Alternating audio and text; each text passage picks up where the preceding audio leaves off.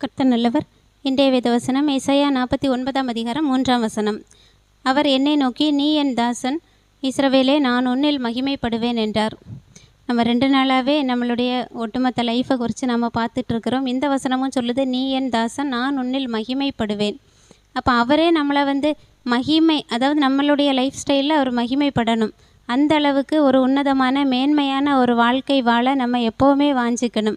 நம்மளுடைய வாழ்க்கை ஏனோ தானோ ஏதோ நம்ம பிறந்தோம் வாழ்ந்தோம் அப்படிங்கிறது இல்லாமல் அநேகருக்கு பிரயோஜனம் உள்ளதாகவும் கர்த்தருக்கு பிரியமானதாகவும் அந்த வாழ்க்கை அமையணும். அப்போ தான் நம்ம வாழ்ந்ததுக்கான ஒரு அர்த்தமே இருக்கும். நம்ம ஏதோ வாழ்கிறோம், பிறந்தாச்சு, ஏதோ வாழ்ந்தோம், லைஃப்பை முடிச்சுட்டு போனோம் அப்படின்னு இல்லாமல் வாழ்கிற ஒவ்வொரு நொடியும் கர்த்தருக்காக அப்படின்னு வாழும்போது நம்மளில் கர்த்தரும் மகிமைப்படுவாங்க. கர்த்தருக்கு பிரியமான வாழ்க்கையும் வாழ்வோம், அநேகருக்கு பிரயோஜனமான வாழ்க்கையும் வாழ்வோம்.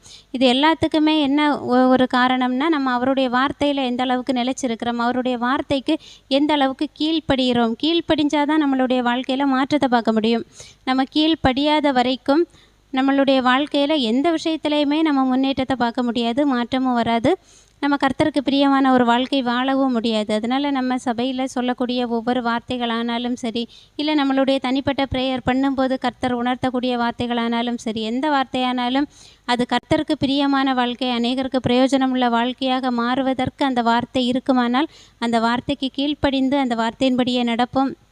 நம்மளுடைய வாழ்க்கை இன்னும் மேன்மையானதாக இருக்கும்.